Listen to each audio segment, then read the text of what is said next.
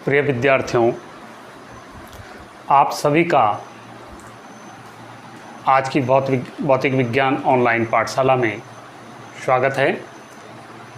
और आज हम आपके सामने एक नए टॉपिक के साथ उपस्थित हैं। आज हम जानने का प्रयास करते हैं प्रत्यावर्ती धारा का वर्ग माध्य मूल मान कैसे ज्ञात किया जाता है। प्रत्यावर्ती धारा का वर्ग माध्य मूल मान या root mean square value of AC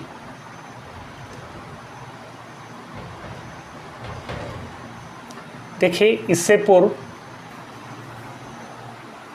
आप इस बात से जान गए हैं प्रत्यावर्ती धारा का माध्य क्या होता है। आपने नोटिस किया होगा कि प्रत्यावर्ती धारा का, जो कि हम पहले आपको बता चुके हैं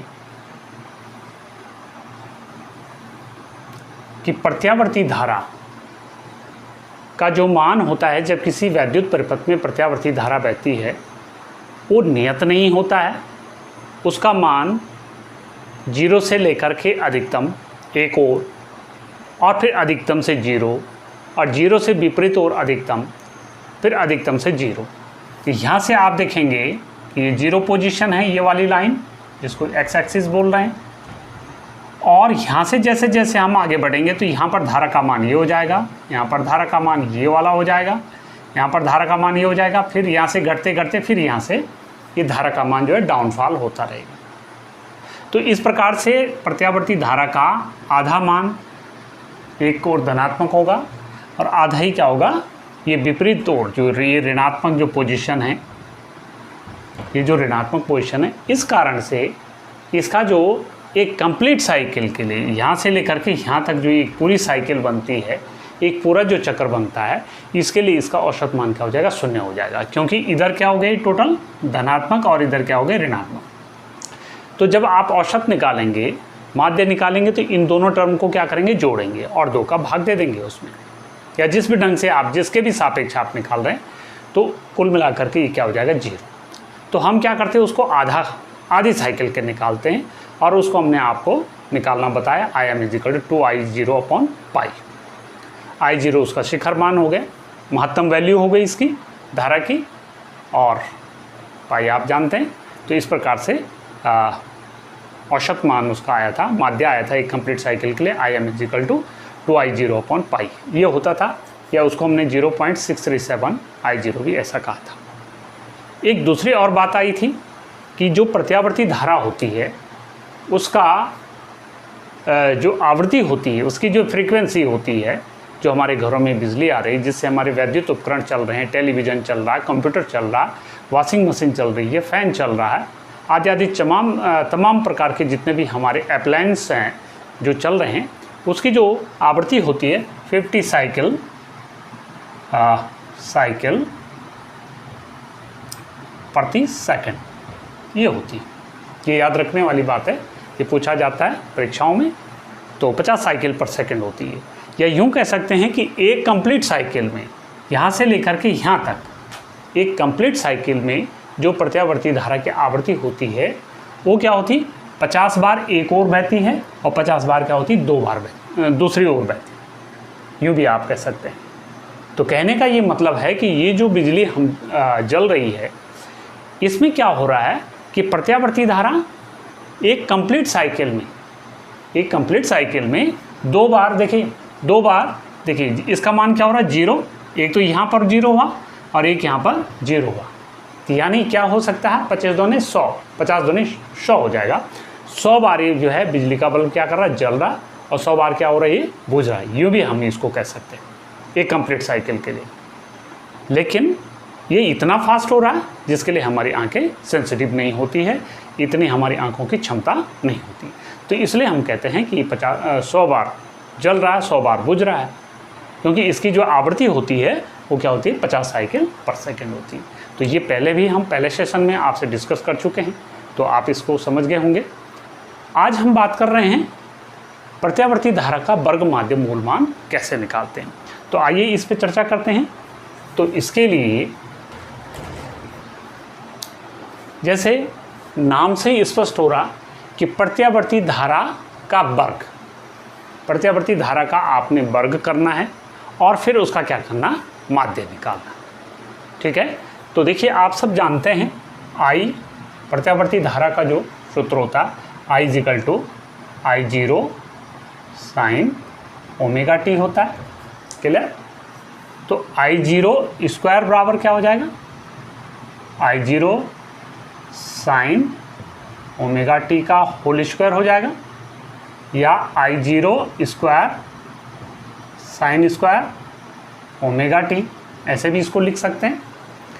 अब मैं क्या कर रहा हूँ, एक पूरी साइकिल के लिए प्रत्यावर्ती धारा के एक कंप्लीट चक्र के लिए हम इसका औसत निकालते हैं, वो भी किसके सापेक्ष, समय के सापेक्ष।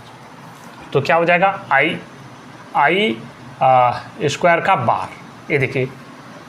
ठीक है, यानी यहाँ पर आप लिख भी सकते हैं क्या कि प्रत्यावर्ती धारा के एक पूर्ण चक्र के लिए धारा के वर्ग का औसत हम निकाल रहे हैं बेटा I0 स्क्वायर बार। ऐसे मैंने लिख दिया इंटीग्रल ऑफ 0 to t और 1/t, यानी t से हम भाग देंगे क्योंकि समय के सापेक्ष हम निकाल रहे हैं। तो ये हो जाएगा I0 square sine square ω t और ये हो जाएगा हमारे पास एक कंप्लीट साइकिल के लिए। और तब देखिए क्या होगा, इस कैलकुलेशन को अगर हम थोड़ा सा आगे बढ़ाएं तो देखिए ये क्या हो जाएगा, यहाँ पर 1/t = देखिए ये I0 स्क्वायर भी मैं इधर ले आता हूँ, integral of 0 to t sine square ω t। ठीक हो गया। फिर मैं इसको थोड़ा और ऐसे मॉडिफाइड कर रहा हूँ, देखिए 1/t into I0 square integral of 0 to t 2 sine square ω t/2। यहाँ पर dt भी है आगे, ऐसे भी कीजिए इसको, ऐसे यहाँ पर dt, यानी क्या क्या मैंने यहाँ पर 2 का डिवाइड भी किया और 2 से मल्टीप्लाइड भी किया। ठीक हो गया।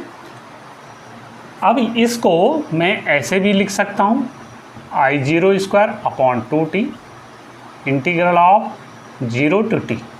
देखिए यहाँ पर थोड़ा समझने वाली बात है, ये वाला टर्म, इस वाले टर्म की मैं बात कर रहा हूँ। ये देखिए cos 2θ के आप जानते हैं 3 फॉर्मूले होते हैं और एक साइन की फॉर्म वाला होता है, आपको ध्यान होगा शायद, 1 - 2 साइन स्क्वायर थीटा, ऐसे एक फॉर्मूला होता है साइन के रूप में। तो जब हम इसको लिखेंगे 2 sine square theta is equal to लिखेंगे तो ये क्या हो जाएगा 1 - cos 2θ हो जाएगा। ठीक है, तो यहाँ पर क्या हो जाएगा, ये 1 - cos 2ω t और ये 2 मैंने इधर लिख दिया, आगे dt। ठीक हो गया। फिर इसको आगे यहाँ बढ़ाते हैं, इधर से इसको शार्प करते हुए ये हो जाएगा बेटे यहाँ से I0 square 2t integral of 0 to t। अब देखिए यहाँ पर 1 का जो इंटीग्रल हो जाएगा t के सापेक्ष क्या हो जाएगा t minus cos 2ω t। cos theta का जो इंटीग्रल होता है वो क्या होता है, साइन थीटा होता है, लेकिन 2ω t है तो 2ω यहाँ पर कांस्टेंट है तो 2ω बटे में आ जाता है। आप इंटीग्रल जानते होंगे, साइन 2ω t अपॉन 2ω और 0 to t, ऐसे ये हो जाएगा। फिर इसको आगे लिमिट लगा करके इसको हल करते हैं। देखिए I0 स्क्वायर 2t, बहुत सरल है। देखिए पहले upper limit capital T minus 2 sine और 2 omega capital T upon 2 omega, ये हो गया माइनस, देखिए लोअर लिमिट आप फिर घटाएंगे 0 माइनस, इसको आगे रब कर लीजिए और ये हो जाएगा 2 साइन 2 ओमेगा इंटू 0 अपॉन, नहीं ये 2 नहीं है बल्कि यहाँ पर ये गलत लिख रहा हूँ, अपॉन 2 ओमेगा, ये और ये हो गया। फिर आगे देखिए हम ये क्या निकाल रहे हैं, ये ध्यान रखेंगे आप, आई स्क्वायर बार निकाल रहे हैं, ठीक है। तो इसको क्योंकि बाद में हमें ज़रूरत पड़ेगी, तो फिर ये हो जाएगा I0 स्क्वायर अपॉन 2t, और यहाँ पर आप देखेंगे t minus sine 2 omega into T की जगह मैं क्या लिख सकता हूँ 2 पाई अपॉन ओमेगा, और इसके अपॉन 2 ओमेगा, ये हो गया माइनस 0, और क्या देखिए यहाँ पर साइन 0 अपॉन 2 ओमेगा, ये ऐसे करके I0 स्क्वायर अपॉन 2t, और इसके बाद यहाँ पर देखिए ये कट जाएंगे, 2 ओमेगा कट गए, और हमारे पास क्या बच गया t माइनस, यहाँ से देखिए क्या हो जाएगा ये, हाँ यहाँ से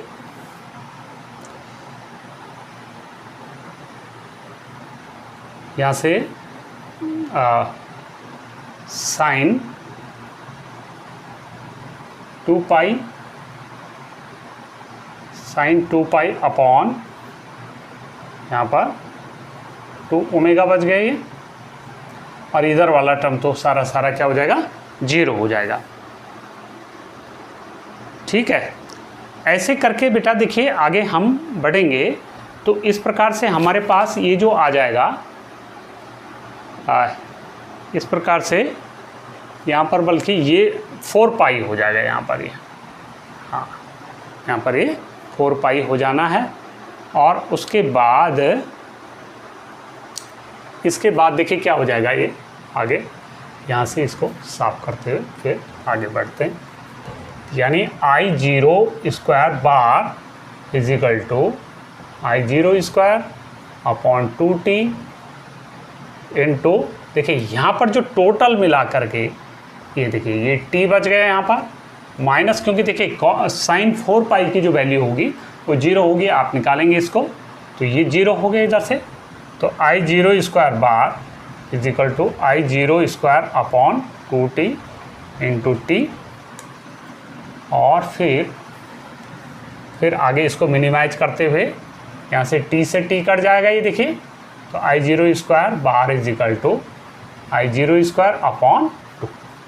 ये हमारा फाइनल ये कैलकुलेशन आ गया जो हमने स्टार्टिंग में लिखा था, I0 square bar is equal to 1 upon T integral of 0 to t sine omega T, ऐसा जो हमने शुरू में साइन स्क्वायर ओमेगा टी जो स्टार्ट में लिखा था, तो उसका कैलकुलेशन ये आ गया, ठीक है। अब देखिए परिभाषा के हिसाब से देखिए प्रत्यावर्ती धारा, सॉरी ये मेरे ख्याल से आई है, I स्क्वायर I0 नहीं है बल्कि I है, ये परिभाषा से क्या होता है, प्रत्यावर्ती धारा के वर्ग के औसत मान का वर्गमूल, प्रत्यावर्ती धारा का वर्ग हो गया, उसका औसत हो गया, और उसका भी वर्गमूल, तो यानी IRMS is equal to under root I square bar, या IRMS is equal to under root I0 square upon 2, यानी IRMS इज इक्वल टू ये हो गया आपका I0 अपॉन अंडर रूट। देखिए ये हमारा फाइनल कैलकुलेशन आ गया प्रत्यावर्ती धारा का वर्ग माध्य मूल मान, और इसी को देखिए हम आगे ऐसे भी कह सकते हैं, इसको आगे मैं इसको ऐसे भी कह सकता हूँ, IRMS is equal to 0.707I0 ऐसे भी इसकी वैल्यू हो सकती है। देखिए, क्योंकि अगर हम √2 का भाग जो है इसमें दे दें, यहाँ पर इसको अगर √2 को जो है कितना हो जाएगा 1.41, इसको अगर खोल दें और उतने को 1 में डिवाइड कर दें तो इसकी वैल्यू जो है इतनी आ जाएगी। तो ये क्या हो गया, हमारा प्रत्यावर्ती धारा का वर्ग माध्य मूल मान हो गया। और इसी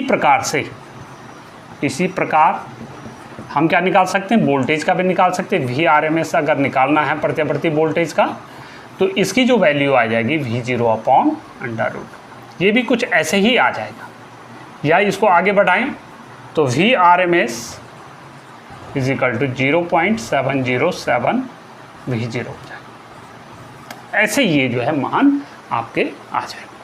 ठीक है, चलिए अब जो है क्या होता है हमारे पास, देखिए आप जानते हैं वैद्युत धारा को मापने के लिए जो हमारा उपकरण होता है आमीटर होता है।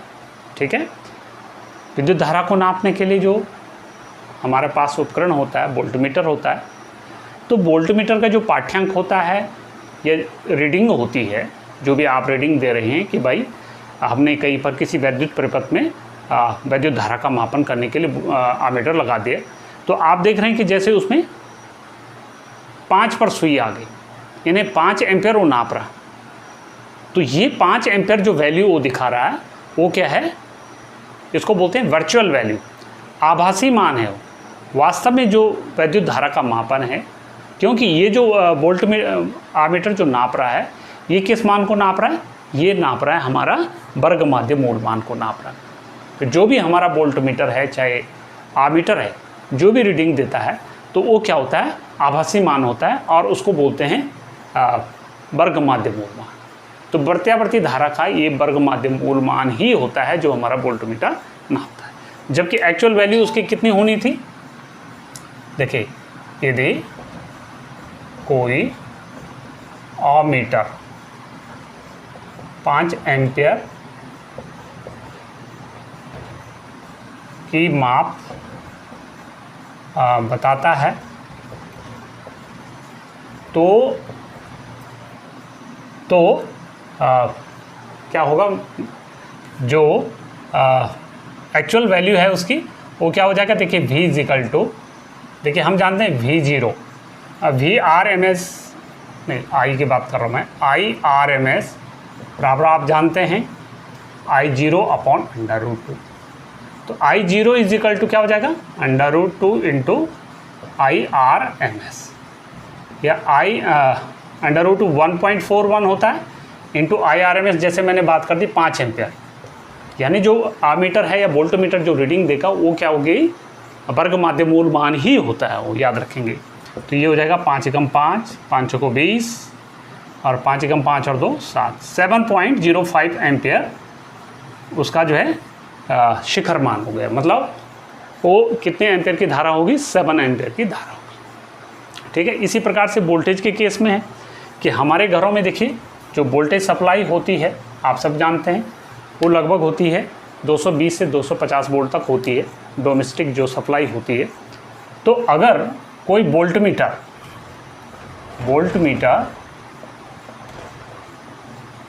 का पाठ्यांक मान लीजिए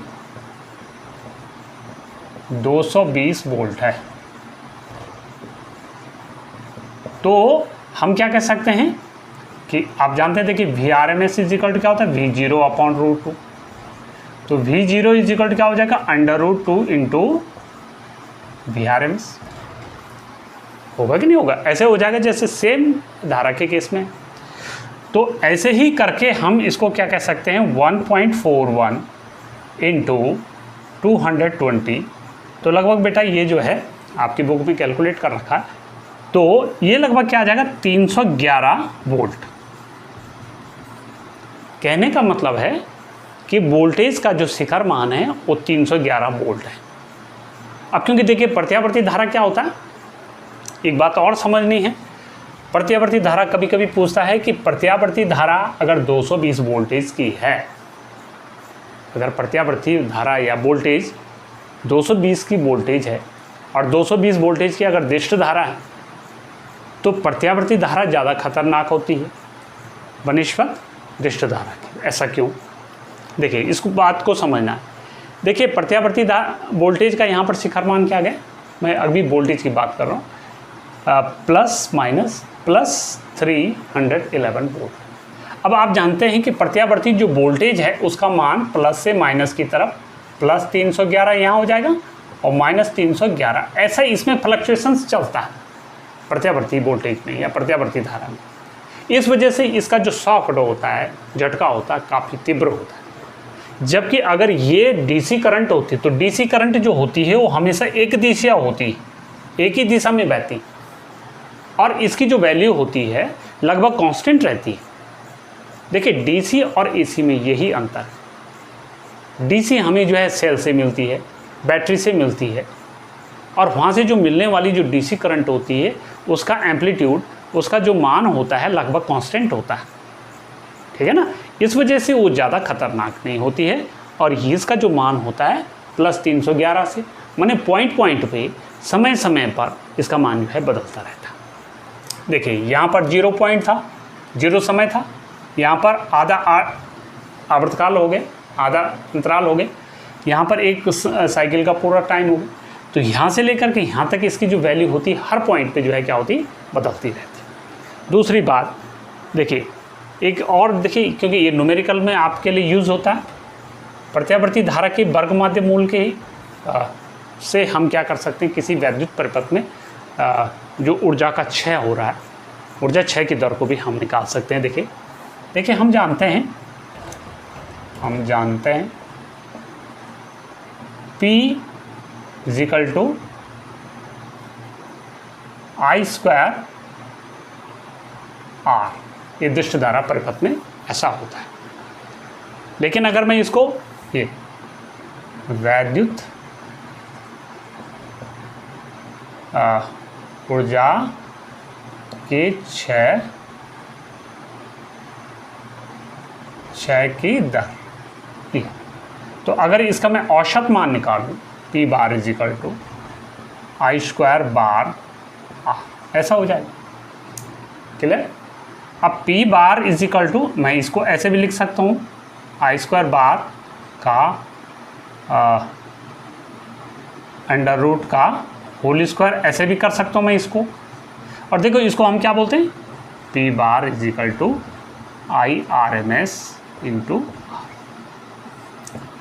तो दिष्ट धारा परिपथ में जितनी वैद्युत शक्ति का क्षय होता है उससे हम देखिए वर्ग माध्य मूल मान के हिसाब से भी किसी वैद्युत परिपथ में प्रत्यावर्ती धारा द्वारा कितना वैद्युत शक्ति का क्षय हो रहा है वो इस फॉर्मूले से आप निकालेंगे।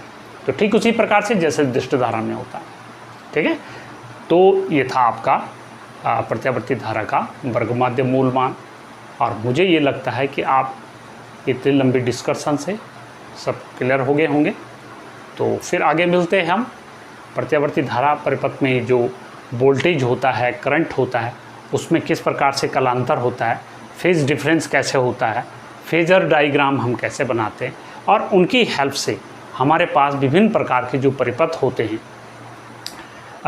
शुद्ध प्रतिरोध जब किसी वैद्युत परिपथ में लगा होता है, किसी वैद्युत परिपथ में केवल जो है कैपेसिटर लगा होता है, संधारित्र लगा होता है, ऐसे किसी वैद्युत परिपथ में जो है अगर प्रेरण कुंडली लगी हुई होती है, या फिर प्रतिरोध विभिन्न प्रकार के परिपथों को जोड़ करके, यानी C और R को जोड़ करके, फिर R और L को जोड़ करके, है ना, फिर L और C को जोड़ करके, और फिर LC/R को जोड़ करके कैसे परिपथ वैद्युत परिपथ बनाए जाते हैं।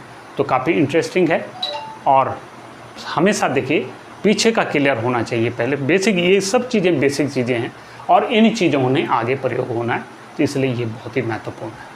तो चलिए मिलते हैं फिर आगे नई वीडियो के साथ। तब तक के लिए आप सभी का धन्यवाद।